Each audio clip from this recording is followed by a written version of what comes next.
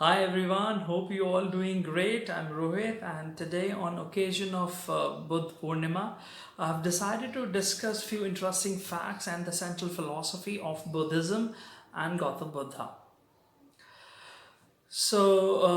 As name suggests, BUDH PURNIMA, it marks the birth, the enlightenment and death of Gautam Buddha. Gautam Buddha is believed to be born between 400 to 600 BC.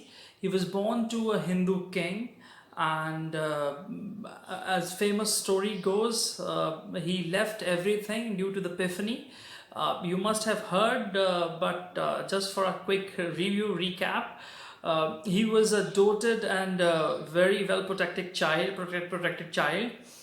So one day he went to tour his kingdom along with one of his courtiers, and then all of a sudden he came across an old man, and looking at him he couldn't really recognize who that individual was. So he asked his courtier, he said, "Who's he?" And the courtier replied that he's an old man. He asked, "What is old man?" He said, "This is a stage which comes in everybody's life." He said, "Is it? So will I also grow old?" He said, "Yes."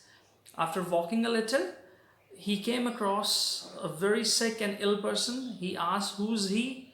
He said, "He's a sick, ill person." He says, "What is that?" He says, if somebody is going through some disease, suffering from. So this is again a state of human only. He said, "May I also, or I may also fall ill someday?"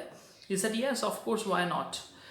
And he was frightened again. He walked a little, then came across a diseased person. People were taking out the procession. He asked, "Who's he?" He said, "This is a dead body of a person." He said, "What is that?" He said, "Whosoever is born will eventually die." So he asked that, "Will I also die?" He replied, "Yes." The courtier replied, "Yes, we all will die one day." So that event was the epiphany moment for him.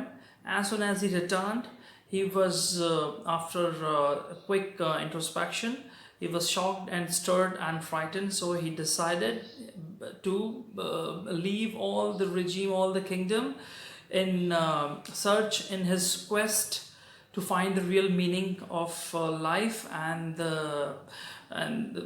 the reason of human suffering and end to it. So this was a quick recap. Now moving on, the interesting facts about Buddhism, as against the very popular misperception that it's a religion. It is not a religion. Yes, you heard it right. It is not a religion. In fact, many Western countries a couple of centuries ago started to recognize it as a religion, but actually it is not a religion. Instead, it's a psychology, it's a philosophy, it's a way of life. Yes, so Buddhism is not a religion. As it's not a religion, similarly, there is no God in Buddhism. There is no supreme soul or supreme God who's worshipped. Yes, you heard it right. There is no God in Buddhism. In fact, not even Gautam Buddha.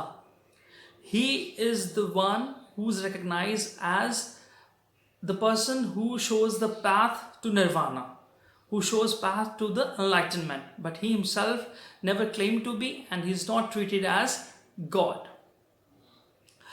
And another interesting fact, unlike Christianity, where they have a holy book, Bible, unlike Islam, where they have Quran, unlike Hinduism, where they have Gita or Ramayana as holy books, there is no single holy book of Buddhism. Yes, there is no single book of Buddhism.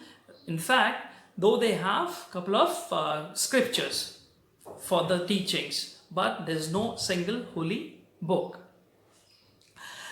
Another interesting fact, that Buddha is not an individual. Buddha is a title. Not even Lord Buddha we call, or Gautam Buddha. He is called Buddha because anybody who has attained nirvana, anybody who is enlightened, get the title. Tomorrow you could also be called Buddha, or you could be Buddha, provided you attain nirvana. right? So Buddha, anybody could be Buddha. And if we talk a little about what is nirvana, because invariably we use this term nirvana. So nirvana refers to the ultimate bliss, the cycle. And what is ultimate bliss? Getting out of the cycle of death and birth, because one takes birth and then dies, takes birth then dies. This is kind of vicious circle.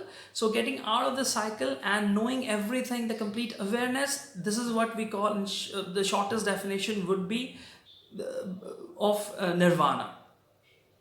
Also, if we talk about what was the ultimate goal or the quest for Gautam Buddha, that was the human. He wanted to know the reason behind the human suffering and any way to eliminate it. This is what the ultimate quest of Buddha.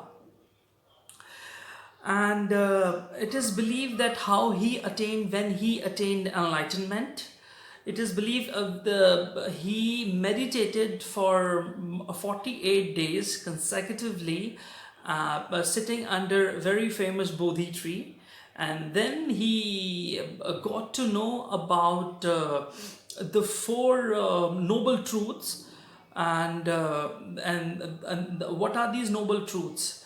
It talks about the suffering, the life is suffering, right? And the suffering comes from the attachment, and this attachment, how we can get rid of attachment, that is through nirvana.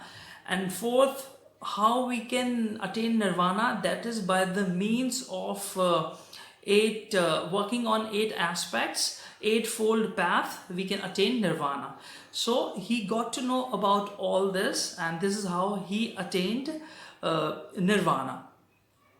In fact, the central philosophy of Buddhism, if I talk about that, again, it's all about meditation, it's all about awareness, it's all about right virtues, talking right, eating right, conducting right, and awareness, and then meditation again.